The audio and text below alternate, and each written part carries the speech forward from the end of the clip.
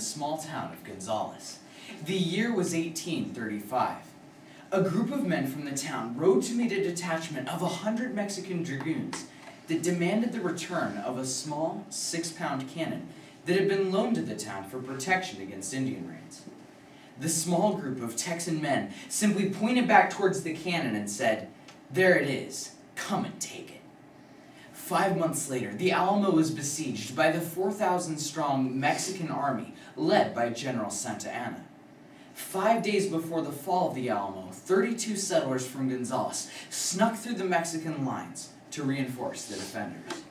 Knowing they faced certain death, they still chose to defend the Alamo, ultimately sacrificing their own lives for freedom.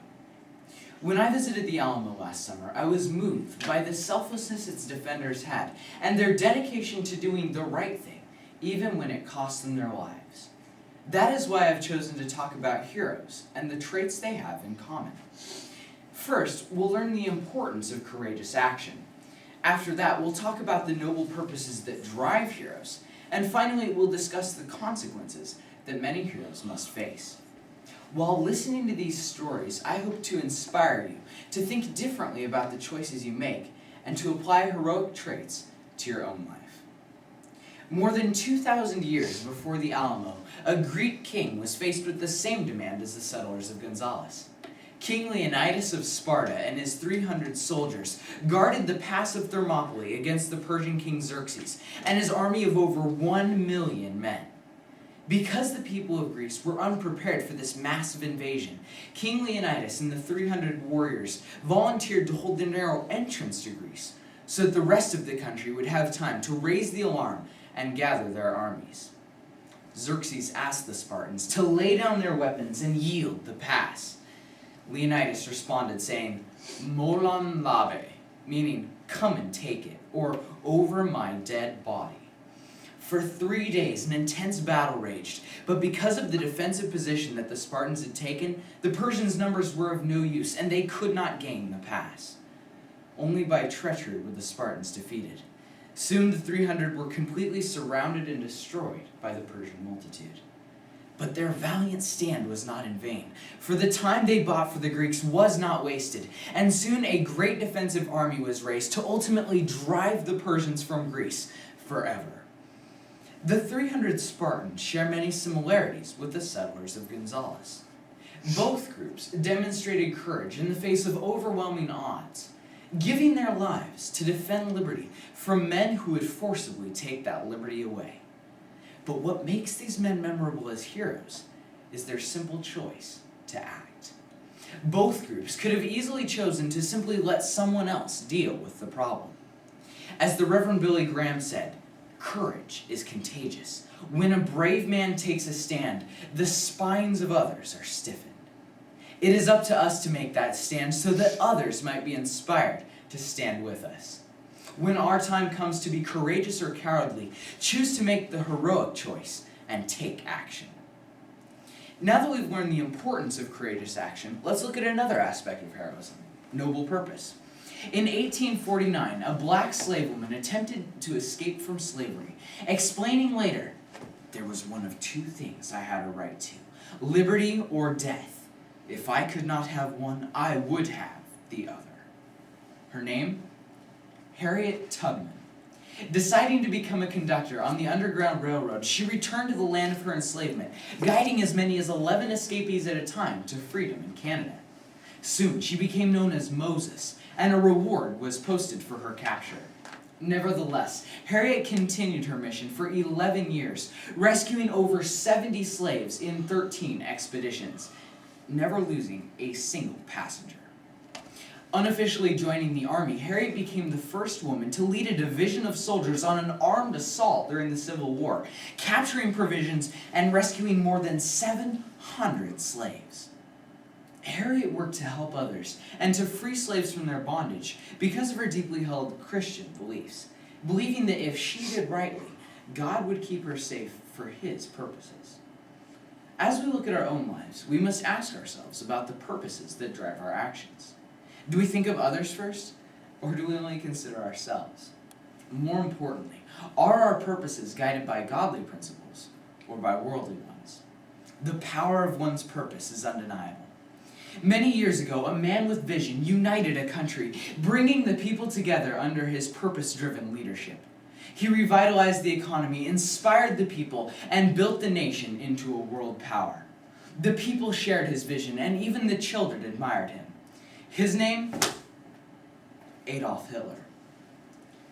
Hitler's purpose fed senseless hatred that resulted in the extermination of millions of innocent people.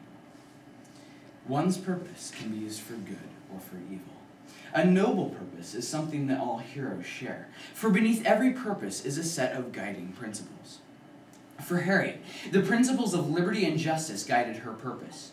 She acted courageously in the face of adversity to become a hero, while Hitler chose to act for his own selfish purposes, guided by humanistic principles such as survival of the fittest. When you choose to act courageously, what will your purpose be? I encourage you to choose a noble purpose that will glorify God in your actions.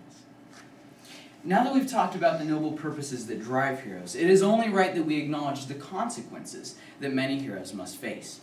If choosing to act in the face of adversity wasn't hard enough, heroes often face persecution for their chosen purpose. More than 200 years ago, 56 men signed their names on a document that would establish the independence of a nation. These signers of the Declaration of Independence pledged their lives, liberty, and sacred honor to defend the United States of America, regardless of the consequences they might have to suffer. Many of the signers had their homes ransacked, looted, and burned. Abraham Clark looked on as his two sons were incarcerated in the British prison Jersey, while John Witherspoon saw his eldest son killed at the Battle of Germantown. John Hart barely escaped capture by hiding in forests and caves, but his fields and mill were still burnt to the ground. Francis Lewis looked on as his home and properties were looted and burned, and his wife taken capture by the British as retribution for his signature on the Declaration of Independence. These are perfect examples of the extreme hardship and sacrifice that our founding fathers endured for the cause they felt was necessary. They took an incredible risk by daring to sign their names on that document, having every reason to believe they could be hung for doing so. But the founding fathers persevered and ultimately achieved their goal. Being a hero isn't easy. Heroes often make extreme sacrifices, some even giving their own life for their cause. The perfect example of this is Jesus Christ. He made the ultimate sacrifice so that we could have a personal relationship with him and be able to live with him forever. By persevering and staying true to our purpose, we will be rewarded for our efforts. In conclusion, remember these three elements of heroism. The Spartans taught us why courageous action is necessary and why we must be the ones that choose to act, rather than letting someone else deal with problems. The choice of purpose is even more important because it tells us whether we are acting for good or for evil, defining us as a hero or villain. Remember that purpose is guided by principle, so we must be sure to establish our purpose upon godly principles. Finally, the signers of the Declaration showed us that choosing to act for a noble purpose is often met with hardship and sacrifice, but that perseverance will win out in the end. By applying these three elements to our own lives, we can live lives of everyday heroes. The well-known author John A. Shedd once said, "A ship in harbor is safe, but that is not what ships are for." Each of the people in the examples we've talked about today were ordinary people who had the strength of character to act heroically when the time called. I believe we each have the same strength of character if we only choose to use it.